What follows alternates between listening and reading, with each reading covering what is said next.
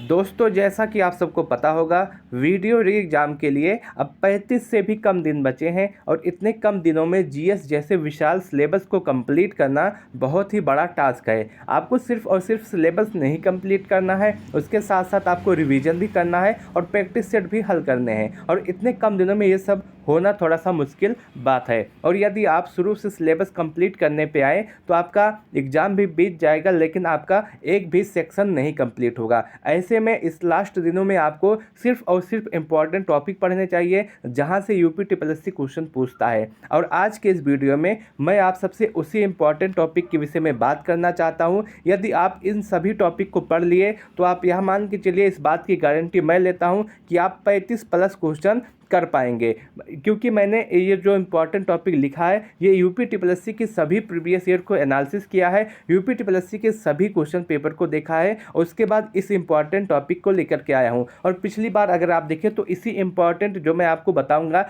इसी टॉपिक से आपके 44 क्वेश्चन पूछे गए थे। तो आप सबको बस इस टॉपिक को कंप्लीट करना है इस बार। और ये टॉपिक अगर आप देख के चले गए, ये टॉपिक अगर आप पूरी तरह से रट के चले गए, तो इस बात की गारंटी मैं लेता हूं कि आपके 35 से 40 क्वेश्चन होने वाले हैं। तो मैं उम्मीद करता हूं कि आप सभी लोग इस वीडियो को लास्ट तक ज़रूर देखेंगे।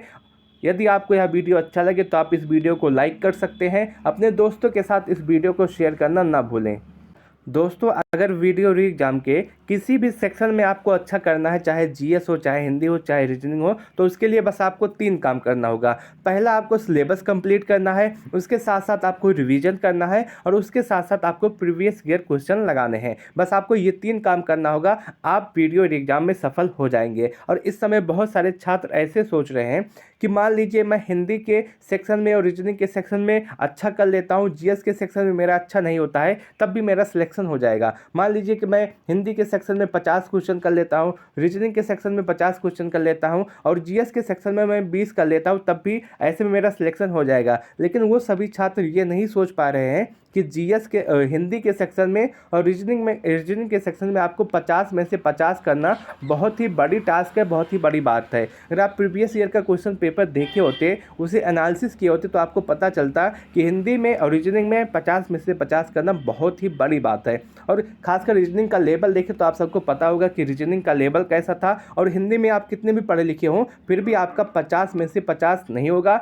1-2 क्वेश्चन आपके गलत हो ही जाते हैं। ऐसे में आपको एक भी परसेंटेज का चांस नहीं लेना है, जीएस भी आपको पढ़ना होगा। और आज के वीडियो में मैं आपको जीएस के जो इंपॉर्टेंट टॉपिक बता रहा हूं, अगर आप इसी को पढ़ के चले जाएंगे तब भी आपके 35+ क्वेश्चन हो जाएंगे। और बात करूं आपके इंपॉर्टेंट टॉपिक के विषय में, तो सबसे पहले बात करते हैं इतिहास के विषय में। इतिहास में अगर आप देखें तो इसमें 3 टॉपिक है आपका, प्राचीन इतिहास, मध्यकालीन इतिहास और आधुनिक इतिहास। सबसे पहले देखते हैं प्राचीन इतिहास में आपको क्या क्या पढ़ने हैं।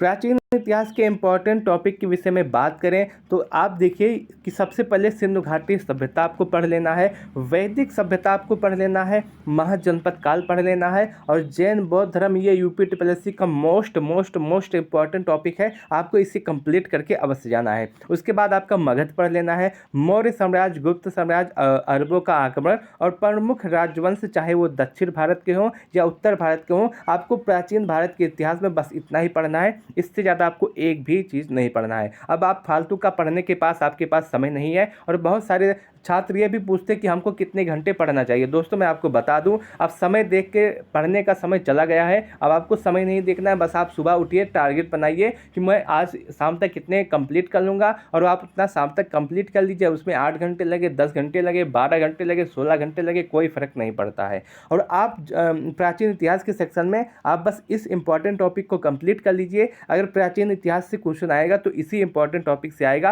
अन्यथा नहीं आएगा। और खासकर आपका जैन धर्म, बौद्ध धर्म और उसके साथ साथ सिंधु घाटी की सभ्यता और आपका वैदिक काल और उसके साथ साथ मौर्य और गुप्त, बस इतना इंपॉर्टेंट आपके लिए है। अब बात करते हैं मध्यकालीन भारत के लिए। तो मध्यकालीन भारत के लिए सबसे पहले आपको पढ़ना होगा दिल्ली सल्तनत, उसके बाद मुगल वंश, जिसमें आपका प्रमुख शासन व्यवस्था जो आपकी है, शासन व्यवस्था आपको देख के जाना है। और मुगल वंश में अगर आप देखें तो जितने भी प्रमुख राजा हैं अकबर को आपको पूरा कंप्लीट के देख के जाना है कि अकबर के काल में कौन कौन से सुधार हुए थे, कैसे हुआ था, क्या स्थापत्य था, शासन व्यवस्था की थी, कंप्लीट आपको अकबर का पूरा देख के जाना है। यूपी TSS यहाँ से क्वेश्चन पूछता ही पूछता है। उसके साथ साथ आपको विजयनगर साम्राज्य देखना है और उस समय जो स्वतंत्र राज्य से जैसे मैसूर हुआ, उसके बाद जौनपुर हुआ, इन सभी की स्थापना किसने की थी, वहाँ पर शासन व्यवस्था कैसे चली थी, आपको ये सब भी देख लेना है। उसके साथ साथ विदेशी आक्रमण जो हुए हैं, सिख गुरु जो जितने भी रहे उसको देख लेना है, युद्ध और संधिया आपको देख लेना है, मराठा देख लेना है और स्थापत्य देख लेना है, क्योंकि मध्यकालीन भारत में स्थापत्य का बहुत ही बड़ा रोल था। और स्थापत्य आपको देख लेना है कि कौन सा किसने बनवाया था, कहाँ पे बनवाया है, कैसे है। बस आपको मध्यकालीन भारत में इतना ही देखना है, इससे ज़्यादा आपको कुछ भी नहीं देखना है और इसी में से आपके सभी क्वेश्चन टैकल हो जाएंगे। अब बात करते हैं आधुनिक भारत के विषय में। तो आधुनिक भारत के विषय में आपको ज़्यादा नहीं देखना है। और अगर आप देखिए, अगर इतिहास के सेक्शन से क्वेश्चन पूछा जाता है, मान लीजिए इतिहास के सेक्शन से 10 क्वेश्चन पूछा गया, तो इसमें से 5 क्वेश्चन आपका होगा आधुनिक भारत से, 2 क्वेश्चन होगा आपका प्राचीन इतिहास से और 3 क्वेश्चन होगा आपका मध्यकालीन भारत से। तो आपका आधुनिक भारत सबसे ज़्यादा इंपॉर्टेंट है आपके लिए। और अगर आप देखिए आधुनिक भारत में सबसे पहले आपको 1857 की क्रांति आपको पूरा देख लेना है, इससे आपके क्वेश्चन पूछे जाते हैं। राष्ट्रीय आंदोलन जितने भी आपको देख लेना है। यूरोपीय कंपनियां जो आपकी हैं कब आई थी, कहाँ पे पहली कंपनी लगी थी, और उसके साथ साथ ये इंपॉर्टेंट टॉपिक जो आपके लिए ये बहुत ही ज़्यादा है। यूपी TSS यहाँ से क्वेश्चन पूछता है, पहली कंपनी कौन सी आई थी, कहाँ पे फैक्ट्री लगाई गई, किसका उत्पादन हुआ, ये सब आपको देख के जाना है। और अंग्रेजी शासन व्यवस्था सभी को आप देख लेना है। जितने भी गवर्नर रहे हैं उनके समय में क्या क्या कार्य हुए, उनके समय में क्या क्या सुधार हुए, आपको ये देख के जाना है। उसके साथ साथ सामाजिक आर्थिक सुधार आपको देख लेना है, मोस्ट इंपॉर्टेंट टॉपिक है यूपी TSS का। कांग्रेस भी मोस्ट इंपॉर्टेंट टॉपिक है, कांग्रेस के अधिवेशन कब हुए थे, कहाँ हुए थे, पहली महिला कौन सी है, गांधी जी ने अपना अधिवेशन कहाँ किया था, ये सब आपके लिए बहुत ही ज़्यादा इंपॉर्टेंट है। उसके साथ साथ जितने भी क्रांतिकारी हैं उनके द्वारा जो बातें बोली गई हैं आपको वो भी याद कर लेना हो। गांधी युग, आप देखिए कि आधुनिक भारत से आपके गांधी युग से एक क्वेश्चन जरूर पूछा जाएगा। यूपी TSS का मोस्ट इंपॉर्टेंट टॉपिक है गांधी युग। उसके साथ साथ प्रमुख युद्ध जितने हुए और इंपॉर्टेंट डेज जितने हैं सबको आप देख लेना है। आपको आधुनिक भारत में इससे ज़्यादा एक भी चीज़ नहीं देखनी है। बस आप इतना ही देख के चले गए तो आप यह मानिए कि अगर आप 5 क्वेश्चन आएगा तो उसमें से 4 क्वेश्चन आप हल कर ले जाएंगे, बस इतना ही देख लेंगे तो। और आप पूरा मानिए कि इससे ज़्यादा आपके एग्जाम में एक भी क्वेश्चन नहीं पूछा जाएगा और आप इसी को अगर करके चले जाएंगे तो आपके इतिहास से एक भी क्वेश्चन नहीं छूटने वाला है। और इसके साथ साथ अगर हम बात करें जियोग्राफी के सेक्शन में, तो आपको जियोग्राफी में आपको देखना है कि सबसे पहले भारत एवं विश्व की, भारत का भी देखना है, विश्व की भी देखना है। नदियाँ हुए, झीलें हुए, जलप्रपात हुए, पहाड़ हुए, ये आपका भारत का भी देखना है, उसके साथ साथ विश्व का भी देखना है। उसके साथ साथ आपको देखना है भारत की जलवायु कैसी है, भारत की कृषि कैसी है, बहुउद्देशीय नदी घाटी परियोजना, वन्य जीव अभ्यारण्य और राष्ट्रीय पार्क, देश राजधानी मुद्रा, जनगणना, वन रिपोर्ट, सौर मंडल। उसके साथ साथ भारत की भौगोलिक स्थिति की, भारत के साथ पड़ोसी देश कौन से हैं, भारत का कौन सा राज्य पड़ोसी देश के साथ सीमा साझा करता है, ये सब आपको देख के जाना है। ये आपका मोस्ट इंपॉर्टेंट टॉपिक है। जियोग्राफी से अगर क्वेश्चन आएगा तो इसी में से आएगा, इसके अलावा कहीं से नहीं पूछा जाएगा। तो आपके लिए ये सबसे ज़्यादा इंपॉर्टेंट, आपको ये देख के जाना है और इसी में से जियोग्राफी की आ जाएगा। खासकर आपको नदियाँ देख लेना है, भारत के भौगोलिक स्थिति देख लेना है, सौर मंडल लेना है, देश राजधानी मुद्रा देख लेना है, वन्य जीव अभ्यारण्य, राष्ट्रीय पार्क, बहुउद्देशीय नदी घाटी परियोजना, भारत की जलवायु, ये आपको देख के जाने हैं। अगर आप ये देख के नहीं गए, ये पढ़ के नहीं गए, तो आप कहीं ना कहीं पीछे रह जाएंगे और छात्रों से। अब बात करते हैं पॉलिटी के विषय में कि आपको पॉलिटी में क्या क्या पढ़ के जाने हैं। सबसे पहले आपको संविधान सभा देख लेनी है, उसके बाद आपको संविधान के स्रोत देख लेना है, अनुच्छेद अनुसूचियाँ भाग आपको देख लेना है, मौलिक अधिकार, मौलिक कर्तव्य, DPSP, संसद और उपराष्ट्रपति। आपको 1 से लेकर 100 आर्टिकल पूरी तरह से कंप्लीट याद होने चाहिए और उसके बाद बीच में क्या याद हो तब भी चलेगा, लेकिन 1 से लेकर के 100 तक आपको कंप्लीट याद होना चाहिए। DPSP, संसद, उपराष्ट्रपति, राज्यपाल, विधानसभा, विधान परिषद, मुख्यमंत्री, प्रधानमंत्री, संविधान संशोधन, सरकारी संस्थाएं, उसके साथ साथ आपको पंचायती राज भी देख के जाना है। आपके लिए बस इतना ही आपको देखना है पॉलिटी के सेक्शन में, इसके अलावा आपको कोई भी नहीं देखना है। संविधान सभा, संविधान संशोधन, पंचायती राज, राज्यपाल, विधानसभा, विधान परिषद, मुख्यमंत्री, प्रधानमंत्री, संविधान संशोधन मोस्ट इंपॉर्टेंट, सरकारी संस्थाएं, उपराष्ट्रपति, संसद, DPSP, बस आपको इतना ही देख के जाना है। अब बात करते हैं स्टैटिक के विषय में कि आपको स्टैटिक में क्या देख के जाना है। तो सबसे पहले आपको देख लेना है विश्व के प्रमुख संगठन और उनका मुख्यालय, और उसके साथ साथ जो प्रमुख संगठन है उसकी इस समय बैठक कहाँ पे हुई है, बस आपको ये देख लेना है। प्रमुख महत्वपूर्ण दिवस और थीम, आपको लिए ये मोस्ट इंपॉर्टेंट टॉपिक है, यहाँ से एक क्वेश्चन आपका आएगा इस बार भी। सभी महत्वपूर्ण दिवस जो है उनकी थीम क्या है आपको ये देख लेना है। लोक नृत्य और शास्त्रीय नृत्य आपको देख के जाना है। खेल और संबंधित ट्रॉफी, मैदान और खिलाड़ी आपको देख लेना है। लेखक और उनकी प्रसिद्ध लेखक पुस्तकें आपको पढ़ लेना है। पर्व त्यौहार मेला आपको देख लेना है। रेगिस्तान, मैदान, जल संधियाँ, झीलें, धार्मिक स्थल, प्रमुख स्थल, नदियों के किनारे स्थित शहर। आपको स्टेटिक में इससे ज़्यादा नहीं देखना है, बस इतना इंपॉर्टेंट है आपके लिए। अब बात करते हैं इकोनॉमिक्स के सेक्शन में। इकोनॉमिक के सेक्शन में आपको सबसे पहले बजट देख लेना है, और करंट के समय में इस समय इकोनॉमिक के सेक्शन में क्या क्या सुधार हुए हैं आपको ये देख लेना है।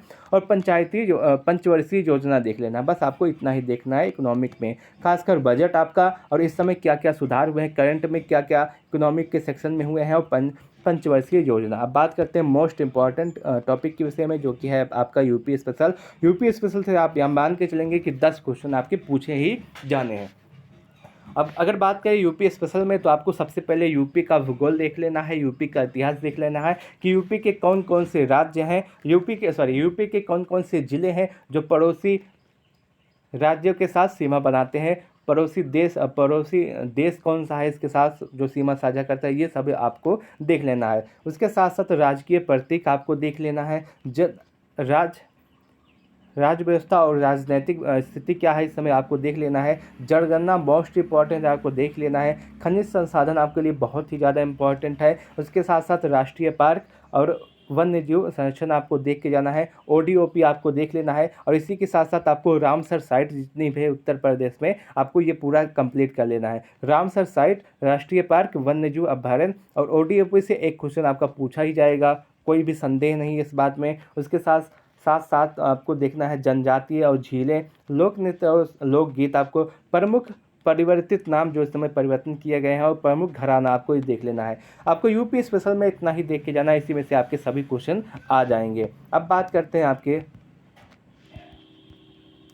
करंट के विषय में। तो करंट में आपको सबसे पहले लास्ट का 6 मंथ का कंप्लीट कर लेना है। इसमें से आपको एक भी चीज़ स्किप नहीं करना। लास्ट 6 मंथ में जितने भी इम्पॉर्टेंट परिवर्तन हुए, जितने भी इम्पॉर्टेंट करंट अफेयर हैं, आपको पूरी तरह से कंप्लीट कर लेना है। उसके बाद आता है कंप्यूटर का सेक्शन, क्योंकि कंप्यूटर में आप देखेंगे कि इसमें से 4-5 क्वेश्चन पिछली बार के एग्जाम में पूछे गए हैं। तो आपको कंप्यूटर में सबसे पहले कंप्यूटर का परिचय, हार्डवेयर सॉफ्टवेयर क्या है, इनपुट आउटपुट क्या है, कौन से इनपुट डिवाइस है, कौन से आउटपुट डिवाइस है, मेमोरी क्या है, इंटरनेट क्या है, शॉर्टकट की और MS ऑफिस पूरी तरह से कंप्लीट कर लेना है। आपके लिए कंप्यूटर के सेक्शन में बस इतना ही इंपॉर्टेंट है, बस आप इतना ही देख के चले जाइए, तब भी आपका बहुत ही ज़्यादा फ़ायदा होने वाला है। ये सभी आपके लिए वीडियो एग्ज़ाम के लिए इंपॉर्टेंट टॉपिक है। अगर आप इसे देख के चले गए तो आप यह मानिए कि वीडियो एग्ज़ाम में GS के सेक्शन में आप 35 क्वेश्चन आराम से कर पाएंगे। बस आपको इतना ही कंप्लीट करना है। और यदि आप पूरा कंप्लीट करने लगे, अगर इतिहास उठाए तो इतिहास को शुरू से लेकर के अंत तक कंप्लीट करने लगेंगे, तो आपको खुद पता होगा कि